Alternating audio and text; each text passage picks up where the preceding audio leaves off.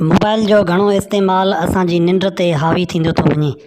माण्हू राति जो 2 बजे ताईं उन जो इस्तेमालु करे वरी सुबुह जो सवेर जागी पाण खे सिहतमंद सॾीनि था, पर ईअं बिल्कुलु बि न आहे। थोरी निंड, घणी मोबाइल या उन जहिड़ियूं रोशनियूं ख़ार्ज कंदड़ ॿियूं शयूं इंसान लाइ मिठो ज़हर आहिनि। मोबाइल फ़ोन, टेलीविज़न, कंप्यूटर ऐं ॿियूं टेक्नोलॉजियूं असांजे वजूद जो हिकु अहम हिसो थी पियूं आहिनि। उन खां सवाइ इंसान पाण खे ज़िंदह ई नथो सम्झे। असांजे ज़िंदा रहण लाइ खाधे ऐं पाणी खां पोइ टीं अहम ज़रूरत निंड आहे। अणपूरी निंड असां में आरस, सुस्ती, डिप्रेशन ऐं ॿियनि बीमारियुनि खे जनमु ॾिए थी। केतिरनि ई ॾहाकनि खां टेक्नोलॉजी जो इस्तेमालु नंढड़नि ॿारनि खां वेंदे तोड़े पोड़नि में आम थींदो थो वञे। को बि अॼु उन खां आजो न आहे। थोरनि माण्हुनि खे ई ख़बर हूंदी त उहा टेक्नोलॉजी कहिड़ी तरह इंसान में बीमारियुनि खे जनमु ॾिए थी। निंड जो इंसान जी सिहत में अहम किरदारु आहे। निंड वक़्तु इंसान जो जिस्म पाण में मुख़्तलिफ़ उज़वनि जी मरमत ऐं गैर ज़रूरी बेकार ऐं ज़हरीलनि मादनि जी सफ़ाई कंदो आहे, पर उन ई अमल लाइ वक़्तु घुरिजे जेको अॼु जे वक़्त में असां नहियूं ॾींदा। ऐं पोइ थोल, शुगर, कैंसर ऐं दिलि जे बीमारियुनि खां अलावा ॿियनि मर्ज़नि में बि मुब्तला थी वेंदा आहियूं। मोबाइल फ़ोन हिकु अहिड़ो आश्कार आहे जेको अॼु जे जग में इस्तेमालु थींदड़ हिकु आम शइ आहे। अमीर तोड़े ग़रीब उन खां पूरो वाक़ुफ़ु आहे। मोबाइल फ़ोन जिते राब्ते जो हिकु अहम ज़रियो आहे, उते ॿारनि ऐं नौजवाननि लाइ तफ़रीह जो पिणु हिकु मर्कज़ आहे, जंहिं करे अॼु हर उमिरि जे फ़र्द लाइ हीअ हिकु अहम ज़रूरत थींदी पई वञे। पर हिन जो इस्तेमालु तेसि ताईं मुस्बत आहे जेसि ताईं अव्हां पाण उन में वक़्त जी विर्छ खे बरक़रार रखो था। इंसान जी अखि रोशनी खे महसूसु करण लाइ ठही आहे। उहा रोशनी जो हिकु हवास आहे, पर उहा सिर्फ़ ॾिसण लाइ कमु नाहे ईंदी, पर उन जा लिकल ॿिया बि कम आहिनि जेके आम इंसान जे ज़हन में बि न हूंदा आहिनि। रोशनी खे महसूसु करे अखि जे दिमाग़ खे ॿुधाईंदी आहे त राति आहे या ॾींहुं, ऐं उन जी मालूमात जे बुनियाद ते असांजो जिस्म कमु कंदो आहे। असांजे अंदरि लॻल हयातियाती घड़ियाल असांजे जिस्म में 24 कलाकनि जे बुनियाद ते मुख़्तलिफ़ हिसनि जे कमनि खे कंट्रोल कंदो आहे। उन खां अलावा असां में जाॻण ऐं निंड करण जो वक़्तु बि सेट कंदो आहे, पर उहो बि उन जी अखि जे हिसाब सां हलंदो आहे। अखि माहौल मां मिलंदड़ रोशनी जो पैगाम दिमाग़ खे ॾींदी आहे, ऐं दिमाग़ ॾींहुं राति जो फ़र्क़ु करे जिस्म में थींदड़ मुख़्तलिफ़ अमलनि खे फेराईंदो रहंदो आहे। उहा रोशनी घणो करे माहौल में सिज खां ईंदी आहे। जेसि ताईं बल्ब, टीवी, कंप्यूटर ऐं ॿिया मसनूई रोशनी खे ख़ारिज कंदड़ शयूं वजूद में न आहियूं।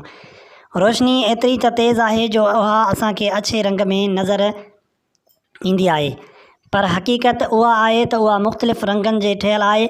उन जो बहितरीनु मिसाल मींहं खां पोइ आसमान में इंड लठ जो ठहणु आहे।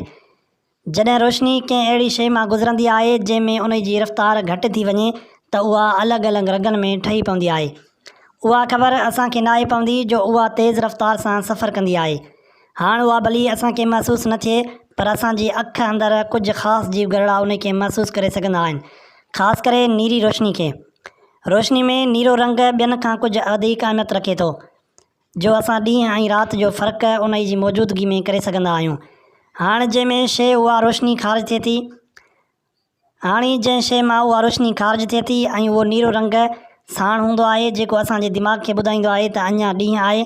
जेको रोज़ानो राति जो पंहिंजे सुम्हण वक़्तु फ़ोन या टेलीविज़न जो घणो इस्तेमालु कंदा आहिनि, त उन्हनि जे दिमाग़ खे लॻंदो आहे त अञा ॾींहुं आहे, ऐं उहो उन्हनि खां पोइ जाॻाए रखण जी पूरी कोशिशि कंदो आहे। इंसान में बायोलॉजिकल क्लॉक खे जंहिं वक़्तु ख़बर पवंदी आहे त राति आहे या उन माण्हू जे सुम्हण जो वक़्तु थियो आहे, त उहो जिस्म में मेलाटोनिन नाले हार्मोन रिलीज़ कराईंदो आहे, जेको निंड जो सबबु बणिबो आहे। पर जॾहिं माण्हू कॾहिं जल्दी कॾहिं देरि सां बेतरतीब निंड कंदो आहे, त उन में उहो हार्मोन सही तरीक़े सां जारी न थींदो आहे, जंहिं करे राति जो त निंड जल्दी न ईंदी आहे, पर जल्दी उथण करे ॾींहं जो बि आरस, खुमार ऐं निंड हावी रहंदी आहे, ऐं उन ई करे माण्हू पूरी तरह पंहिंजो कमु बि नाहे करे सघंदो। निंड दौरान जिस्म छा कंदो आहे? सॼो ॾींहुं कमु करण दौरान दिमाग़ में ज़हरीला मादा पैदा थींदा आहिनि। सुठी ऐं पूरी निंड दौरान जिस्म उन्हनि खे साफ़ु कंदो आहे, सॼे ॾींहं जे अजाई ऐं बेमक़सद यादाश्त खे दिमाग़ ख़तमु कंदो आहे, ऐं अहम ॻाल्हियुनि खे हू सेव कंदो रहंदो आहे। निंड दौरान हिकु ॿियो अहम कमु दिमाग़ जिस्म में वाध जो हार्मोन जारी कराईंदो आहे, जेको जिस्म जो वकास कराईंदो आहे। हीअ कुझु अहम कम निंड करण वक़्तु थींदा आहिनि जॾहिं सुठी ऐं पूरी निंड थींदी आहे, पर जॾहिं उहा न थी त पोइ इंसान में उहे ज़हरीला मादा गॾु थींदा वेंदा आहिनि, दिमाग़ी बीमारियुनि जो सबबु बणिजंदा आहिनि, दिमाग़ जी सिखण ऐं यादि करण वारी सलाहियत होरियां होरियां घटि थींदी आहे, वाध वारो हार्मोन रिलीज़ न थियण करे ज़हनी नशो नुमा बि नाहे रहंदी ऐं मुख़्तलिफ़ बीमारियूं घर कंदियूं वेंदियूं आहिनि। आख़िर केतिरी निंड करणु घुरिजे?